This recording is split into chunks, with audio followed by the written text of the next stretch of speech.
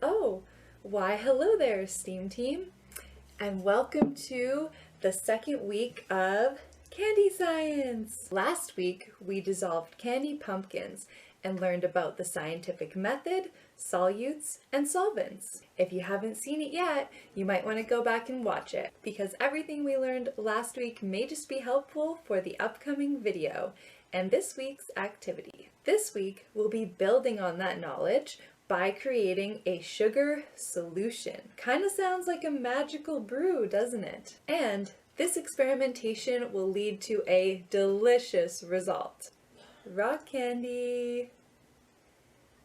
Have you ever tried it before? We could also call this experiment growing sugar crystals. Sounds amazing, right? Sugar crystals that you can eat. However, we won't get to enjoy this treat right away, as the rock crystals are going to need a couple of weeks to grow to their full potential so you can enjoy as much candy as possible. We're going to have to summon up our patience on this one, but I promise it'll all be worth it. So let's get right to it then if you want to join me in making some rock candy. For this activity, you will need 2 mason jars or any other heat-proof jars or glasses, 1 cup of water and a little extra for dipping, sugar, specifically 2.5 cups of sugar for making our solution, as well as some extra sugar on a plate, a pair of chopsticks or thin wooden sticks, a spoon, some paper towel, food coloring and or flavoring. This part is optional, but it's where you can get super creative, and 2 to 4 clothespins to hold your sticks in place.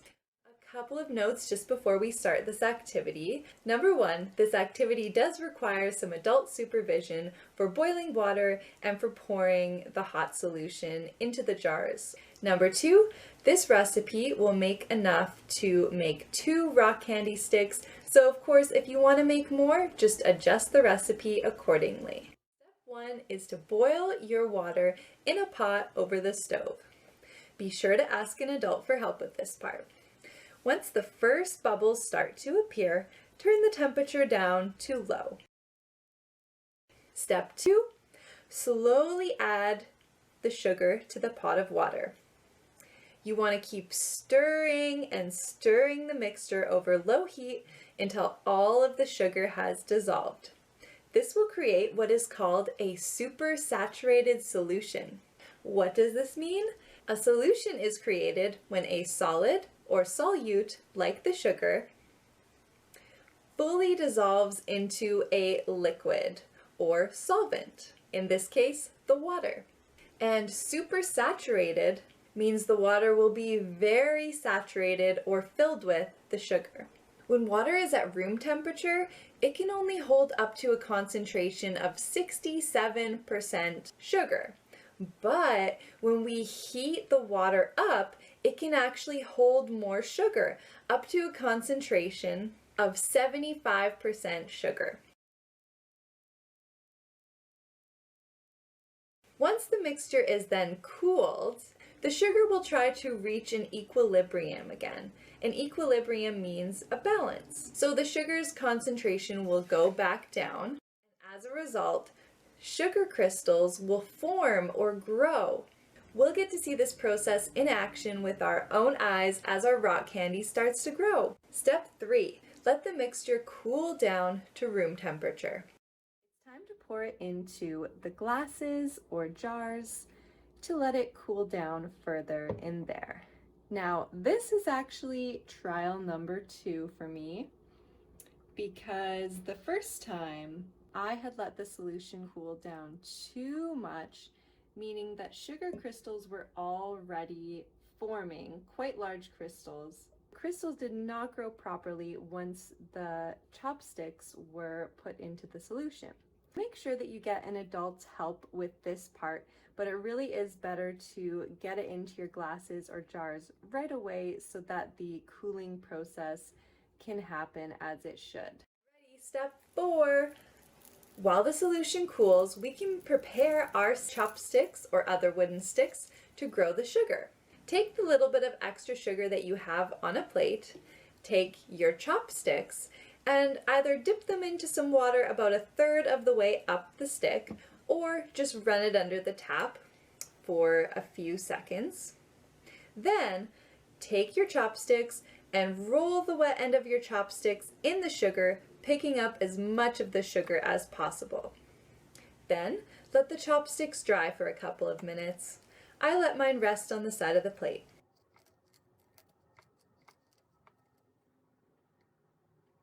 Step 5. Once the solution has cooled down and it's in the jars or glasses, you can add a few drops of food coloring or flavoring as desired and stir.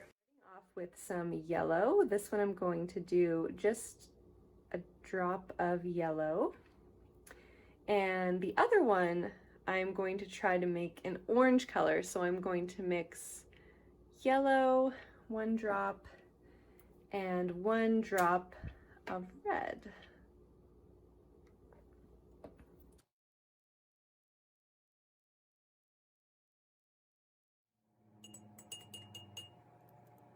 Step 6. Now it's time to place the sugar-coated chopsticks into our mason jars. Here's the tricky part. We want to allow the sugar to be fully submerged into our supersaturated solution, but we don't want the stick to touch the bottom of the jar or the sides of the jar while the rock candy grows. Why?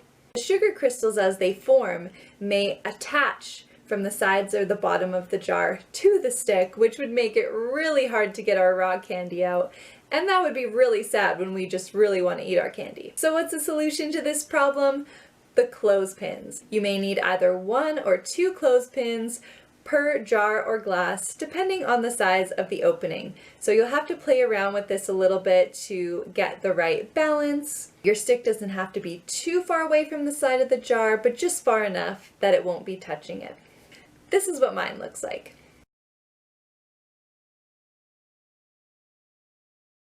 Step 7, and this one is just to make sure that no dust or bugs get into our lovely rock candy while it's sitting on the counter for a couple of weeks. So just take a piece of paper towel, you can rip a little hole in the center or use a pair of scissors to cut a little slice and stick that over top of your chopstick, very carefully I might add, because it's very easy to move the stick while you're doing this.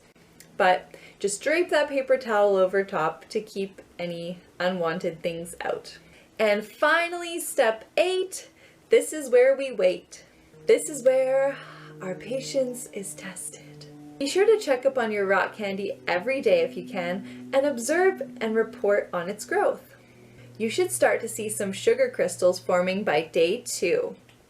Here, this is one that I started just 2 days ago. It's much easier to see with the lime green, and you can see that there's some lovely little crystals on here. How exciting! And as you remember the one from the beginning, the crystals have been growing in this one here for about a week. This one's just about big enough to eat, but I think I want to let it grow a little more first. Couple of weeks from now, on the last Tuesday of this series, we're going to reveal our rock candy and it will be ready to eat. Remix time! You can remix this experiment by trying to grow your sugar crystals on a string instead of a wooden stick. Use the exact same method, but instead dip your string 1/3 of the way up into water, roll it in the sugar, then tie it to a pen or pencil and let it hang down into the jar. Again, try to keep the string from touching the bottom of the glass or one of the sides. And if you'd like to go even further with it, sugar is not the only substance that can grow crystals in a supersaturated solution.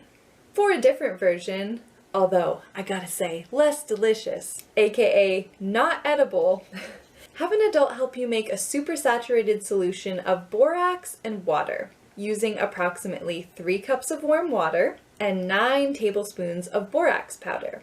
Keep adding more borax until no more will dissolve. Then pour the solution into a jar.